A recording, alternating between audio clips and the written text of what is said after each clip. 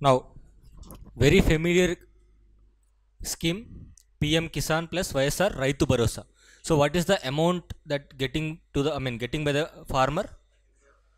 13,500. So it's a breakup of 6,000 rupees and 7,500 rupees.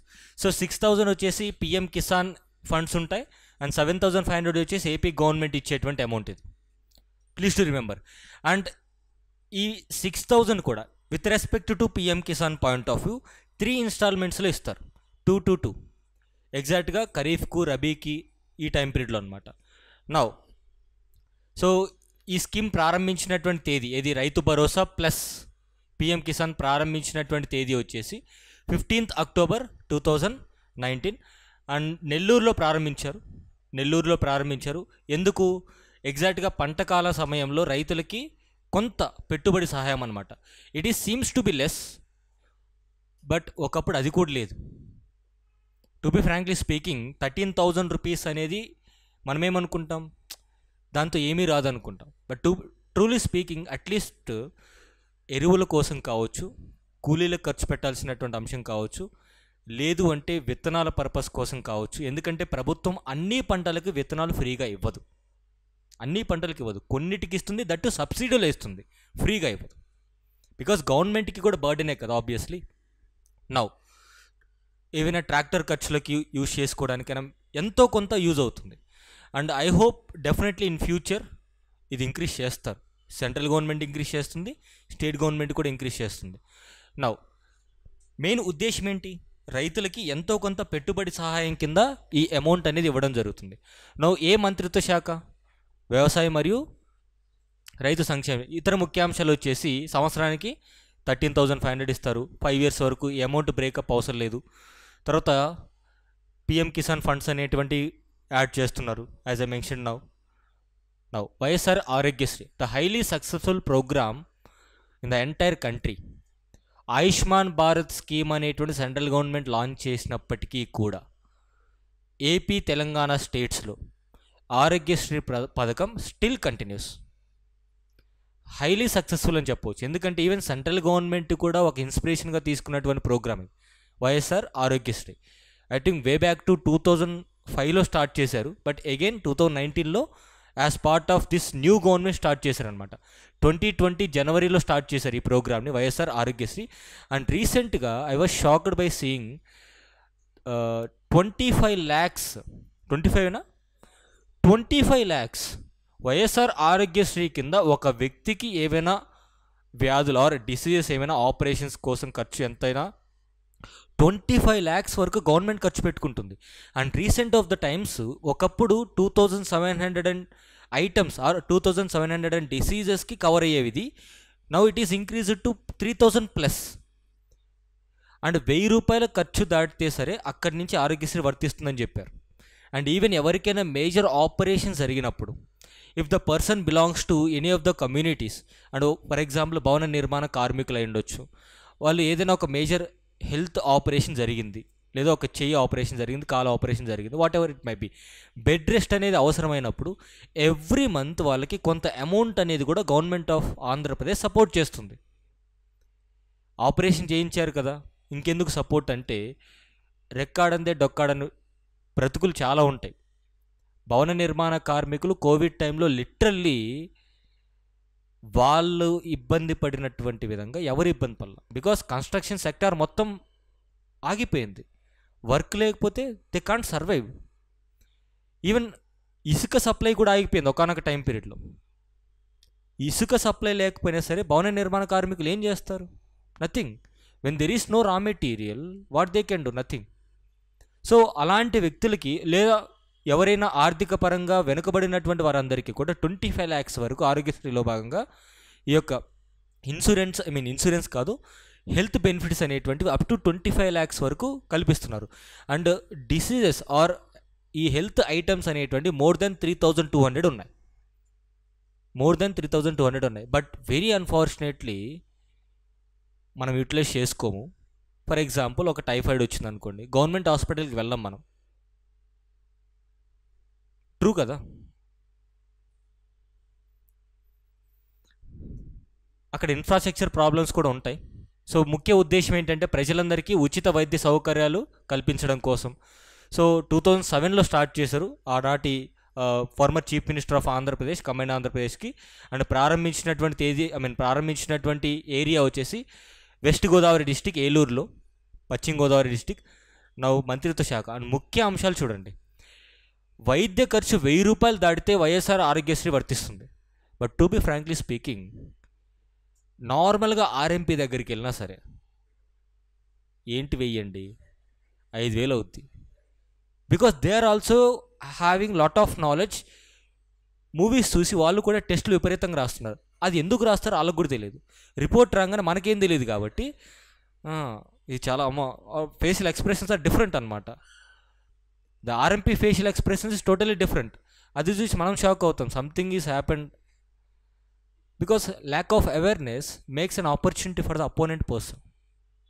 That is true. Now YSR ఆరోగ్య ఆసరా ఇక్కడ చూడండి, with in the Aarogyasri ఆరోగ్య ఆసరా అనేటువంటిది ఉంది. సో ఎవరికైతే ఆపరేషన్స్ అయిన తర్వాత బెడ్ రెస్ట్ తీసుకోవాలనుకున్నటువంటి సమయంలో పర్ డే 225 రూపీస్ యావరేజ్గా మంత్లీ ఒక 5000 ఫైనాన్షియల్ అసిస్టెన్స్ అనేటువంటి ప్రొవైడ్ చేస్తున్నారు. నౌ సో ఇది ఓల్డ్ డేటా, యాక్చువల్లీ 2059 వ్యాధులు అనేటువంటిది old data, but it is increased to 3000. That is a good thing actually. Now kidney dialysis చేయించుకున్న వాళ్ళకి every month 10,000 rupees. So kidney dialysis బాధితులు ఎక్కువగా ఎక్కడున్నారు? శ్రీకాకుళం డిస్టిక్. అండ్ రీసెంట్గా ఈ ఉద్దానం బాధితులు ఎవరైతే డ్రింకింగ్ వాటర్ ప్రాబ్లం వల్ల కిడ్నీలు చెడిపోతున్నాయో అక్కడ ప్రాపర్ వాటర్ ట్రీట్మెంట్ ప్లాంట్ అనేటువంటిది కూడా ఎస్టాబ్లిష్ చేసింది government of Andhra Pradesh. So please to remember. నవ్వు సింపుల్గా వాళ్ళకి ఏదో డబ్బులు ఇవ్వడం కాదు, దీర్ఘకాలంలో కూడా ఆ సమస్యని ఇంకా ఇంక్రీజ్ అవ్వకుండా ఎలాంటి చర్యలు తీసుకోవాలో గవర్నమెంట్ అనేటువంటి చర్యలు తీసుకుంటుంది. Now don't, as a group 1 and group 2 aspirants, don't incline to one particular party because you are going to serve the government of AP. A government వచ్చినా మీకు శాలరీ అయితే ఇస్తుంది కదా, కొంచెం అటో ఇటో 5వ తారీఖు, 1వ తారీఖు, 31వ తారీఖు ఏదో ఒక రోజు ఇస్తారు కదా శాలరీ. మీ సర్వీసెస్ యూజ్ చేసుకుని శాలరీ ఇస్తుంది గవర్నమెంట్ ఆఫ్ ఆంధ్రప్రదేశ్, అంతే కదా. So end of the day your serving to the people is more important than the government which is there. So that is the reason why I am saying don't incline to one particular party until unless you leave this preparation ఇంకో వేరే సెక్టార్కి వెళ్తే తప్ప ఈ ప్రిపరేషన్లో ఉన్నంత వరకు న్యూట్రల్గా మీ preparation continue చేయాల్సిందే. నౌ ఎవరైతే దీర్ఘకాల వ్యాధులు అంటే ఏంటి? సో లైఫ్ లాంగ్ ఆ డిసీజ్ అనేటువంటిది ఇంక పోదు, అట్లాగే ఉంటుంది. సో అలాంటి వాళ్ళకి every month 5000 rupees financial assistance అనేటువంటిది గవర్నమెంట్ ఆఫ్ ఆంధ్రప్రదేశ్ చేస్తుంది. ఈ అమౌంట్స్ కొంచెం గుర్తుపెట్టుకోండి ఈ పర్టికులర్ డిసీజ్ వరకు మాత్రమే. Next so class will continue up to 10:30. No break. Now see Jagananna, the highly successful scheme of Andhra Pradesh. What is the amount allocated for each and every mother? Allocation it is 15,000. దాంట్లో deductions వచ్చేసి ఒక 2,000. One it is maintenance for the school, another it is for ఆయాకే కదా, ఆ స్కూల్లో ఉన్నటువంటి ఆయాకి, అంతేనా? నో అదే మెయింటెనెన్స్ ఆఫ్ ద స్కూల్కి, టాయిలెట్స్, క్లినిక్కి దానికి 1000 rupees. That is best thing actually. ఎందుకంటే I'll tell you, some of you may feel bad, sir మాకు ఇచ్చే డబ్బులు ఎందుకు కట్ చేయాలి, అసలు మీకు ఎందుకు డబ్బులు ఇవ్వాలి? టు బి ఫ్రాంక్లీ స్పీకింగ్, ఈ స్కీమ్ ఇంట్రడ్యూస్ చేయడం వల్ల మీరు గమనించండి, from the economic survey class నుంచి ఇప్పటి వరకు కూడా నేను మాట్లాడే మాటల్లో women welfare and child welfare, కేవలం చైల్డ్ వెల్ఫేర్ మాత్రమే కాదు, చైల్డ్ ఎడ్యుకేషన్ గురించి కూడా మనం ఫోకస్ చేసాం with respect to economic survey. ఈ చైల్డ్ హెల్త్ పరంగా ఇన్ఫాంట్ మోర్టాలిటీ రేట్ కానివ్వండి, చైల్డ్ మోర్టాలిటీ రేట్ తగ్గించడం కోసం government of Andhra Pradesh and government of India ఏం చేసిందో చూసాం. నా వాళ్ళ ఎడ్యుకేషన్ పర్పస్ కోసం ఎంతవరకు ఎక్స్టెన్షన్ చెయ్యాలో అంతవరకు గవర్నమెంట్ ఆఫ్ ఆంధ్రప్రదేశ్ కావచ్చు, అటు గవర్నమెంట్ ఆఫ్ ఇండియా కావచ్చు, ఎడ్యుకేషన్ ఫ్రీగా ప్రొవైడ్ చేస్తున్నాం కదా, మరి డబ్బులు ఎందుకు ఇవ్వాలి అడగొచ్చు. ఎడ్యుకేషన్ ఒక్కటే కాదు, రిమైనింగ్ అవసరాలు కూడా చిల్డ్రన్కి ఉంటాయి. So 15,000 rupees when you are providing for the mother, she is having the choice to which school she has to send her child. Government స్కూల్కే పంపించాలి, ప్రైవేట్ స్కూల్కే పంపించాలని చెప్పాలా. ఏ స్కూల్కైనా పంపించండి, కానీ రెగ్యులర్గా స్కూల్కి పంపించాలి, అటెండెన్స్ అనేటువంటిది ప్రాపర్గా ఉంటేనే డబ్బులు ఇస్తామని చెప్పారు. అంతేనా కదా? What does it mean? దాని యొక్క ముఖ్య ఉద్దేశం ఏమర్థమవుతుంది మనకి? ప్రాపర్ ఎడ్యుకేషన్ అనేది ప్రొవైడ్ చేస్తున్నారు. అండ్ డ్రాప్ అవుట్ రేట్స్ తగ్గించడం కోసం ఇది బెస్ట్ స్కీమ్ అని చెప్పవచ్చు. అండ్ ఈవెన్ మదర్స్ కూడా ఇంట్రెస్టెడ్గా స్కూల్కి పంపిస్తున్నారు. ఎందుకు? కొంత ఎక్స్పెన్సెస్ అనేవి స్కూల్ ఫీజుకి కావచ్చు, లేదా చిల్డ్రన్ యొక్క బుక్స్కి కావచ్చు, what ever it might be the reason.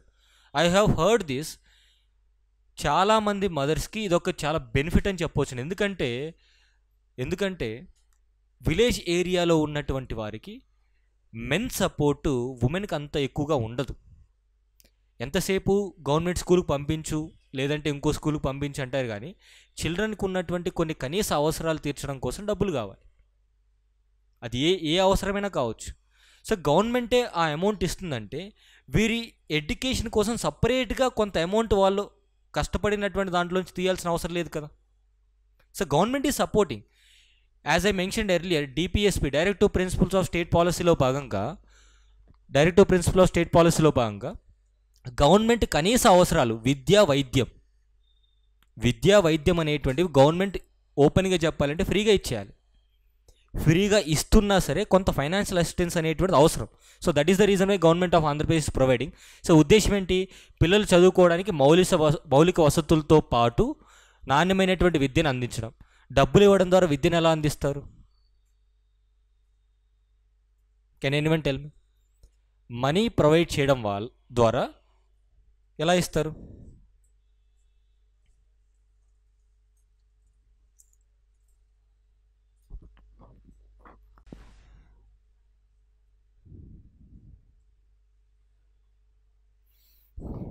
So money provide చేయడం ద్వారా ప్రైవేట్ స్కూల్స్కి కూడా పంపించగలిగే చాయిస్ ఉంటుంది. మదర్కి గవర్నమెంట్ స్కూల్కే పంపించాలా, లేదంటే ప్రైవేట్ స్కూల్కే పంపించాలా, choice given to the mother. ఏ స్కూల్కి పంపించినా అమౌంట్ అయితే ఇస్తున్నారు. అండ్ ఏ మీడియం ఆఫ్ ఎడ్యుకేషన్ చదివించినా సరే అమౌంట్ ఇస్తున్నారు. నౌ ఏ మంత్రిత్వ శాఖ కిందకి వస్తుంది? విద్యాశాఖ. సో ఇతర ముఖ్యాంశాలు వచ్చేసి, సో ప్రతి సంవత్సరం కూడా 15,000 ఇస్తున్నారు. సో 1,000 రూపీస్ వచ్చేసి మెయింటెనెన్స్, 1,000 రూపీస్ వచ్చేసి ఆయా ఖర్చు పెడుతున్నారు. అండ్ కుటుంబానికి ఒకరు చొప్పున 1వ తరగతి నుంచి ఇంటర్మీడియట్ వరకు ఇది వర్తిస్తుంది. టు బి ఫ్రాంక్లీ స్పీకింగ్, ఇద్దరున్నా సరే 15,000 కదా ఇస్తున్నారు. ఇద్దరున్నా సరే ఒక్కొక్క విద్యార్థికి 15,000 ఇవ్వట్లేదు, ఒక మదర్కి 15,000 ఇస్తున్నారు. ఒక్కొక్క మదర్కి 15,000 ఇస్తున్నారు. Please to remember this point. Now pensions. ఏ డిస్టిక్లో వైఎస్ఆర్ పెన్షన్స్ బెనిఫిషరీస్ ఎక్కువ మంది ఉన్నారు? శ్రీకాకుళం. ఏ డిస్టిక్లో వైఎస్ఆర్ పెన్షన్ అమౌంట్ ఎక్కువ ఖర్చు పెడుతున్నారు?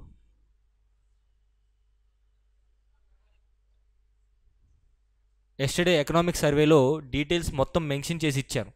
Once again I'm saying, economic survey Telegram ఛానల్లో ఐ థింక్ పోస్ట్ చేసి ఉంటారు. యాజ్ ఆఫ్ మై నాలెడ్జ్ నేను కొన్ని చేంజెస్ చేశాను. అగైన్ చేంజెస్ కాదు, కొన్ని ఎడిషన్స్ చేశాను. నౌ సి, ఎక్కడ స్టార్ట్ చేశారు? సీఎం క్యాంప్ కార్యాలయం 2019 జూలై 8. ఉద్దేశం వచ్చేసి వృద్ధులకి, వికలాంగులకి పెన్షన్, అదేవిధంగా విడో పెన్షన్స్ కూడా. ఈ వైఎస్ఆర్ పెన్షన్ల కానుకలో భాగంగా విడో పెన్షన్స్ కూడా ఇంక్లూడ్ చేశారు.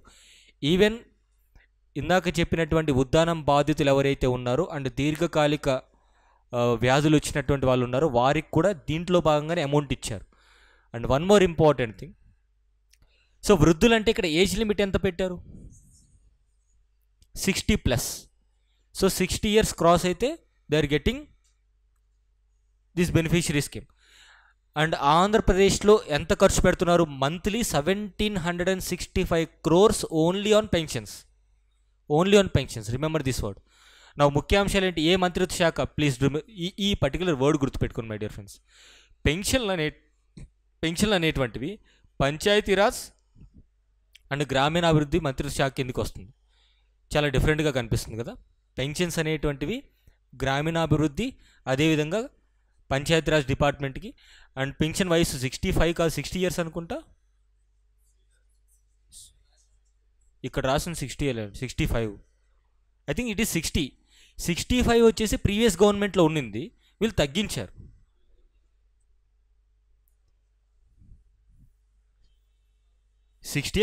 ఓకే, ఇక్కడ ఫైన్. సో టోటల్గా 12 కేటగిరీలో ఇస్తున్నారు.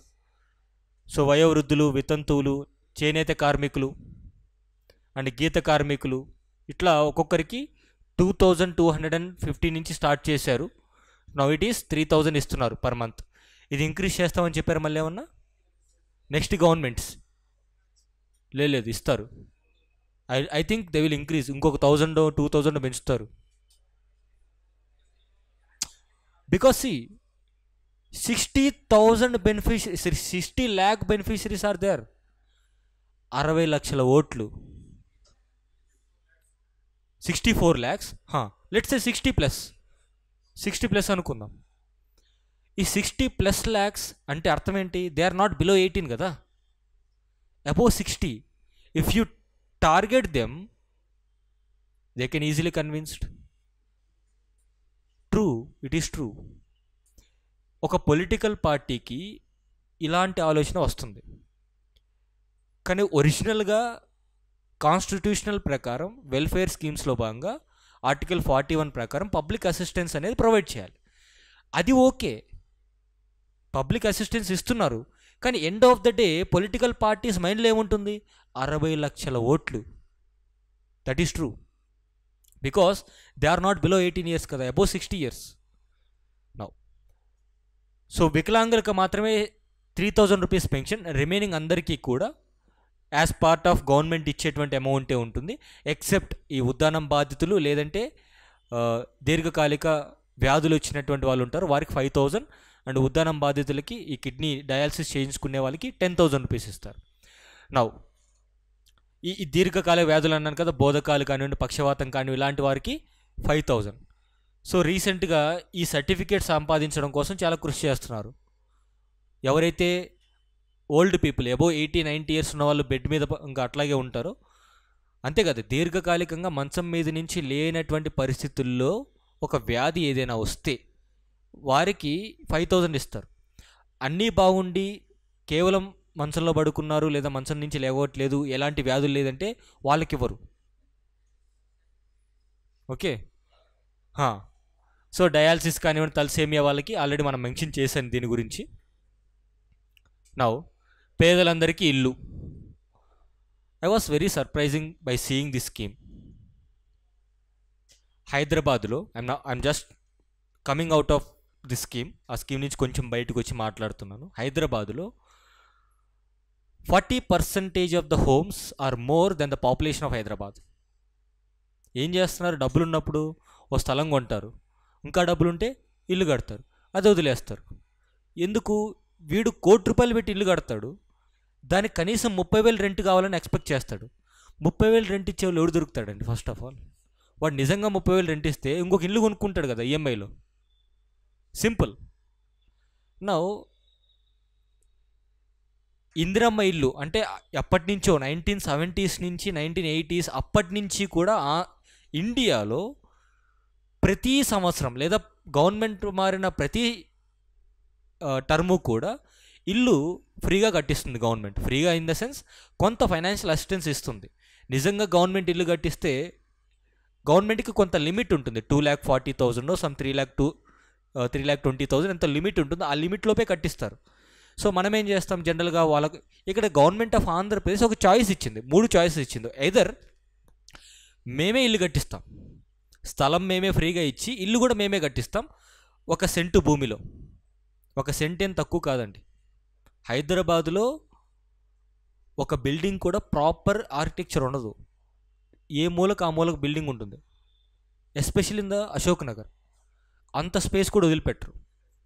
అంతే కదా. నౌ కమింగ్ టు ఇళ్ళ స్థలాలు గవర్నమెంట్ ఫ్రీగా ఇస్తుంది, it is a burden to the government. ఎందుకంటే గవర్నమెంట్ దగ్గర ప్రాపర్ ల్యాండ్ అనేది ఉండదు. It has to acquisition, land acquisition చేసి ఆ రైతుకు డబ్బులు ఇచ్చి ఏదైతే మార్కెట్ ప్రైస్ ఉంటుందో ఆ మార్కెట్ ప్రైస్ అంటే ఈ గవర్నమెంట్ రికార్డ్స్ ప్రకారం ఎంతైతే ఇవ్వాలో అంత ఇచ్చేసి ఆ ల్యాండ్ని అక్వైర్ చేసుకొని పేదలకి భూమి పంచాలి. ఫస్ట్ పంచిన తర్వాత ఇక్కడ 3 ఆప్షన్స్ ఇచ్చారు. ఏంటి? గవర్నమెంట్ ఇల్లు కట్టిస్తుంది.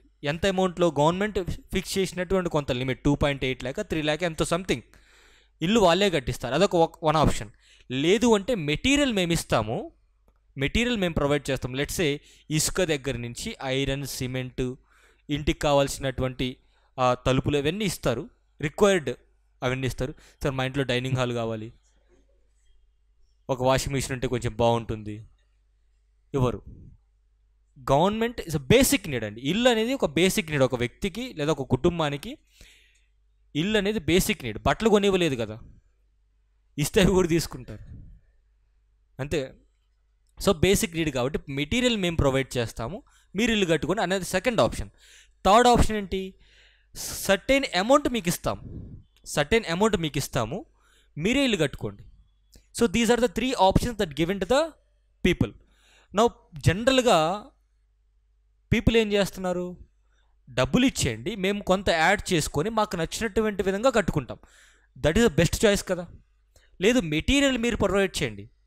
కొన్ని సందర్భాల్లో మెటీరియల్ అనేది వీళ్ళకి నాణ్యమైంది దొరకకపోవచ్చు, లేదా వీళ్ళకి మార్కెట్లో మెటీరియల్ కాస్ట్ ఎక్కువ ఉండొచ్చు, what ever it might be the reason. So ఈ చాయిసెస్ అనేటువంటి భాగిస్తుంది government of Andhra Pradesh. That is I have seen that only in Andhra Pradesh. I don't know about Telangana, but anyhow. So వాళ్ళ టార్గెట్ ఏంటి? 5 yearsలో 25 lakhs ఇల్లు కట్టడం. Is it achieved? అండ్ ఇంకోటండి, ఈ PM Awas Yojana కింద ఇది యాడ్ చేశారు. గవర్నమెంట్ ఆఫ్ ఆంధ్రప్రదేశ్ ఒక్కటే డబ్బులు ఇవ్వట్లా, సెంట్రల్ గవర్నమెంట్ నుంచి వచ్చేటువంటి డబ్బులతో కలిపి గవర్నమెంట్ ఆఫ్ ఆంధ్రప్రదేశ్ కొంత అడిషనల్ బెనిఫిట్స్ అనేటువంటి ఇస్తుంది. ఓకేనా? నౌ సో ప్రారంభించినటువంటి తేదీ వచ్చేసి December 2020, కోవిడ్ టైంలో అనుకుంటాను. సో తూర్పుగోదావరి జిల్లాలో స్టార్ట్ చేశారు దీన్ని. వైఎస్ఆర్ గృహ నిర్మాణ పథకం ద్వారా రాబోయే పేదలందరికీ కూడా ఇల్లు ఇస్తారు. But to be frankly speaking, ఇళ్ళ పట్టాలు అంటే ఐ థింక్ ఒకే రోజు డొనేట్ చేశారనుకుంటా. ఇళ్ళ పట్టాలు అనేటువంటి లాస్ట్ 2020లోనే 2021లోనే, I don't remember the year. ఇళ్ళ పట్టాలు ఒక్కసారిగా ఆంధ్రప్రదేశ్ మొత్తం మీద కూడా 10 లక్షలు 15 లక్షల ఇళ్ళ పట్టాలు ఇచ్చేశారు. నా ముఖ్యాంశాలు వచ్చేసి, సో కమింగ్ నెక్స్ట్ 5 years అంటే అయిపోయింది అనుకోండి. సో 25 lakhs పక్కా ఇల్లు నిర్మించడం, తర్వాత ఇళ్ళ పట్టాను మహిళ పేరుతో ఇవ్వటం. మీరు గమనించండి, ద మేజర్ గవర్నమెంట్ స్కీమ్స్ ఇంట్లో ఉమెన్ పైన రిజిస్టర్ అయి ఉంటాయి. గ్యాస్ కనెక్షన్ దగ్గర నుంచి, రేషన్ కార్డు దగ్గర నుంచి, ఇల్లు, పవర్ బిల్ కూడా.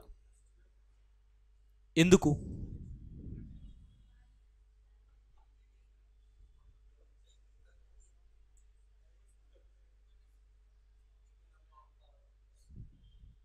That is the ultimate aim of the government. Simple,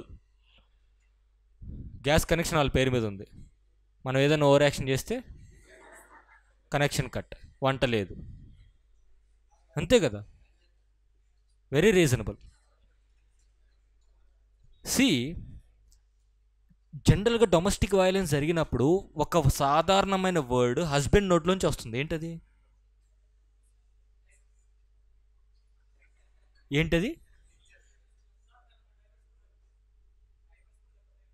that's okay, సర్వసాధారణం అండి. మ్యారేజ్ అన్న తర్వాత నెక్స్ట్ అదే కదా. So I'm not speaking about that. So that is how the patriarchal mind set. Sir ఏంటి సార్ మీరు మాకు సపోర్ట్ చేయాలి కదా. If you go through history of India, you know the brutality of men committed towards women. Way back to Vedic civilization, it is, I'm not speaking about Indus Valley civilization, it is very fair business and very secular. Coming to early Vedic period, it is well and good. And once when we step into the later Vedic period, the all atrocities started there. We secluded women way back to 1000 BC. Still now we are continuing it and making some schemes, clapping ourselves that we are highly empowered nation.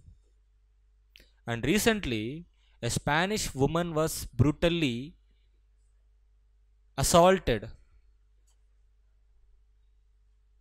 And then I suddenly remember one word in my mind. Atidhi Devo Bhava. Where is that? Is it true or not?